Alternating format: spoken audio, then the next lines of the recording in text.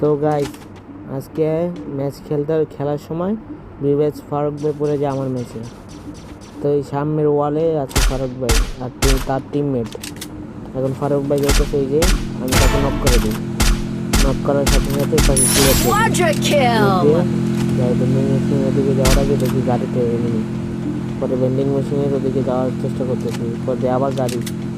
পরে তাকে মারার চেষ্টা করার ট্রাই করলাম, তো লাগলো না। এখন দিয়ে আমরা একটা টিমমেট নক হয়ে গেছে, মোট টিমমেট শেষ, আমি একা বেঁচে আছি। এখন সোলো ডিয়ার নিয়ে উপরে উঠলাম বাড়ির। এখন বেন্ডিং মেশিন 300 কয়েন ছিল, কিছু কিনে নিলাম, রিল হ্যানার এইসব কিনে নিলাম। তারপরে দেখলাম এনিমি আছে নাকি। পরে এখানে বসলাম, আবার ঘুরে ফিরে গেলাম।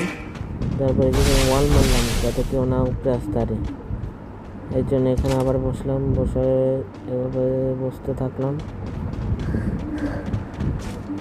তারপরে ঘুরতে ঘুরতে এখন থেকে নিচে নেমে আসে, সে আবার গ্রেনেড মারলো। আমি এই সাইডে জড়িয়ে আসলাম, পরে আবার ওই সাইডে গেলাম। যাওয়ার পরে এখানে আবার একটা ওয়াল মারবো, মারার পরে আবার যাব। আর ঠিক পিছন দিক থেকে আমাদের ফারুক ভাই আসা পড়ে। হঠাৎ কোথা থেকে আসলে আমি কিছুই বুঝলাম না। আমার গান এত ভিতরে দেখে আমি কিছুই বুঝলাম না, ফায়ারই বেরোইতেছি না। আর এখানে ফারুক ভাই আমাকে মেরে ইমুক মারে।